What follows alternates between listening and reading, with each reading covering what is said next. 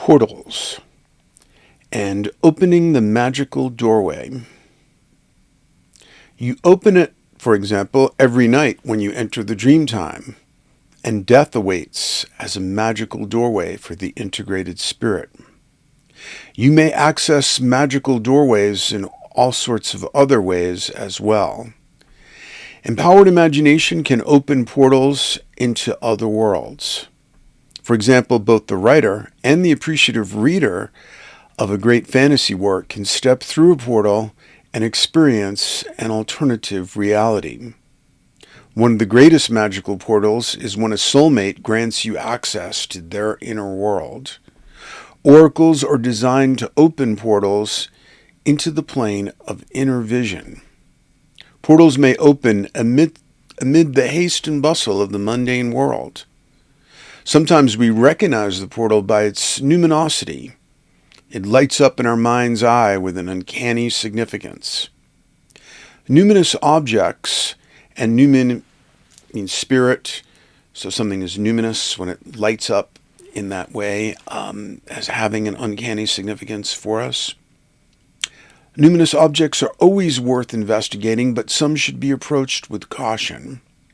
The most unreliable numinous object is a person of great physical beauty, because we tend to literalize that person's numinosity and assume that the uncanny feeling of significance derives from the beautiful person, so we assume we should explore it interpersonally rather than intrapsychically. This can be disastrous because the numinosity may have more to do with us than with the person sparkling in our mind's eye. And that's literally where the numinosity comes from, is it's our inner experience. Anything that you sense in the world, really by definition, is a change or something happening in you. That's how perception works. And sometimes the object in the outer world justifies that perception of numinosity, and sometimes it's kind of like an optical illusion. But let's do a quick thought experiment to illustrate this. You step into a pirate's crypt. It's completely dark, and all you have with you is one flashlight. You turn it on and gasp at the beautiful red rubies and green emeralds and gold doubloons, and you're dazzled by the beauty of these objects. So actually, these objects have no color whatsoever. The color was all in the white light of the flashlight that contains all colors, and what you're getting back is merely a reflection of the energy of the white light of the flashlight.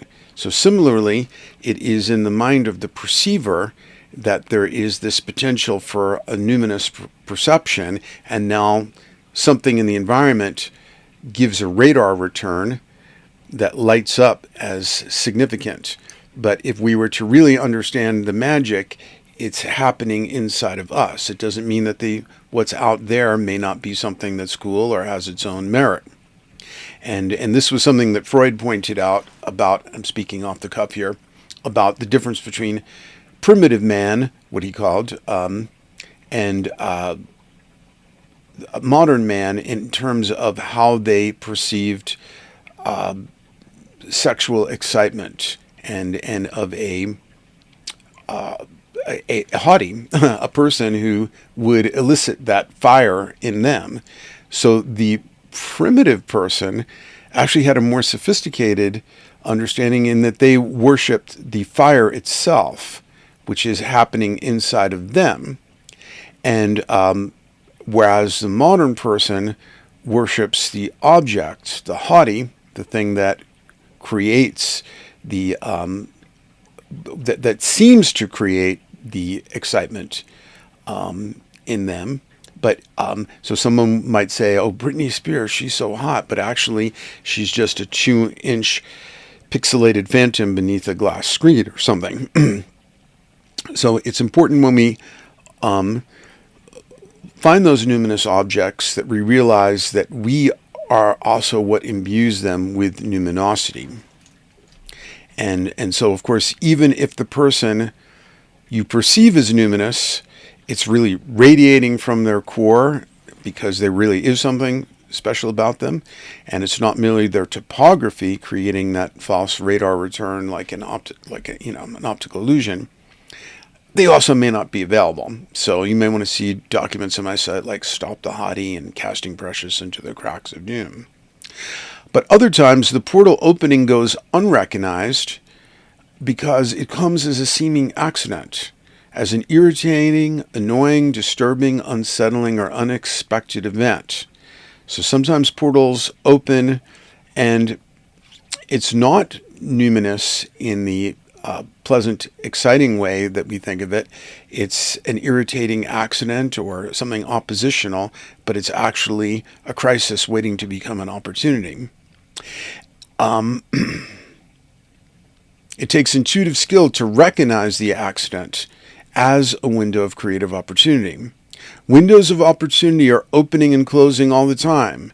It takes vigilant awareness to recognize the key portal openings that could further your quest. We also need to be wary to avoid getting sucked into sidetracking portals. Recognize doorways as they open and close in your world, and make a conscious choice about entering or passing them by. So this whole Zap Oracle website is meant to be a series of portals for you to choose amongst and go with the ones that seem most numinous to you.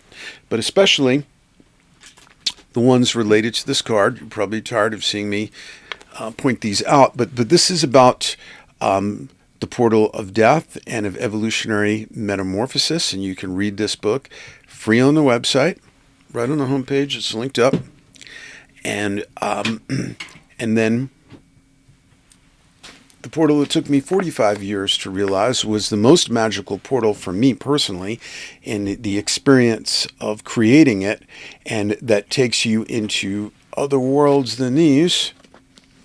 And it's also totally free on the website. But if you want the physical or the Audible version or the Kindle, those are all on Amazon.